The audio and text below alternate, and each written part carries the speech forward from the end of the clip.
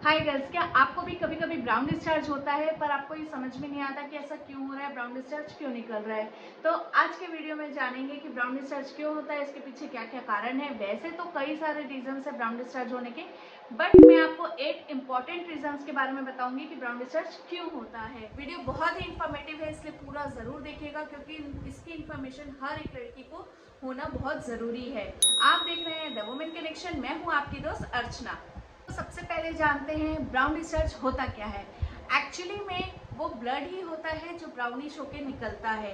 तो ये ब्राउन क्यों निकलता है, ये तो हम सभी जानते हैं कि ब्लड का कलर रेड होता है और हमें अगर पीरियड्स में अच्छा फ्लो होता है तो ये रेड कलर का ही निकलता है, राइट। बट ब्लड की टेंडेंसी होती है, अगर उसे आप थोड़ी देर के लिए छोड़ देंगे तो वो ऑक्सीडाइज हो जाता है और डार्क ब्राउन या ब्लैक कलर में कन्वर्ट हो जाता है।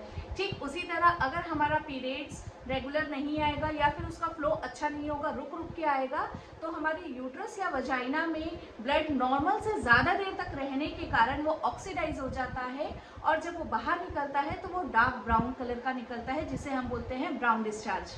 तो आइए अब जानते हैं ब्राउन डिस्चार्ज होने के 8 कॉमन रीजंस जो कि बहुत ही इंपॉर्टेंट है। तो जिसमें कि सबसे पहला कॉमन रीजन है हार्मोनल इम्बैलेंस। अगर आपको हार्मोनल इम्बैलेंस है तो इसमें यूजुअली पीरियड्स डिले या फिर जल्दी, या फिर हो सकता है आपको पीरियड्स का फ्लो रुक रुक के आए जिसकी वजह से ब्राउन डिस्चार्ज हो सकता है।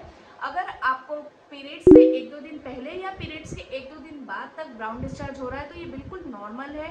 पर अगर आपको पीरियड से 6-7 दिन पहले से ब्राउन डिस्चार्ज हो रहा है और सेम चीज़ पीरियड के बाद तक भी हो रही है तो ये बिल्कुल भी नॉर्मल नहीं है। इसके लिए आप तुरंत अपने डॉक्टर से कंसल्ट करें क्योंकि हार्मोनल इम्बैलेंस से पीसीओडी और पीसीओएस जैसी प्रॉब्लम्स भी होती है। सेकेंड इंपॉर्टेंट रीजन है ओवुलेशन। किसी किसी लेडीज को ओवुलेशन के टाइम पे भी स्लाइटली सा एकदम हल्का सा ब्राउन डिस्चार्ज स्पॉटिंग जैसा देखने को मिल सकता है। ये किसी किसी को होता है, हर किसी को हो ऐसा ज़रूरी नहीं है। और अगर ये लाइट अमाउंट में हो रहा है तो ये बिल्कुल नॉर्मल है, ये हार्मोनल चेंजेस के कारण ऐसा होता है। पर अगर ज़्यादा हो रहा है तो तुरंत डॉक्टर से कंसल्ट करिए। थर्ड रीजन है सेक्सुअल एक्टिविटी। कई लेडीज़ की कंप्लेन होती है कि उन्हें इंटरकोर्स के बाद वजाइनल डिस्चार्ज होता है। तो ऐसा क्यों होता है? कई बार आपके बच्चेदानी के मुंह पे जख्म हो जाता है जिसे मेडिकल लैंग्वेज में कहते हैं सर्वाइकल इरोजन। तो इस कंडीशन में ट्रॉमा के कारण आपको बहुत ही कम अमाउंट में हल्का सा ब्राउन डिस्चार्ज देखने को मिल सकता है। और जो आपका सर्वाइकल इरोजन है उसका डायग्नोसिस डॉक्टर, आपके जो गायनेकोलॉजिस्ट है, वो आपके वजाइनल एग्जामिनेशन के थ्रू करते हैं।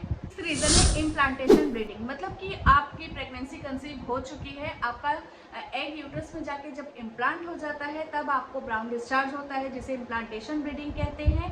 ये ब्लीडिंग आपको पीरियड से 5-6 दिन पहले होती है। ये सिर्फ कुछ घंटों की स्पॉटिंग होती है या ज़्यादा से ज़्यादा 1 दिन चलती है, उसके बाद अपने आप बंद हो जाती है।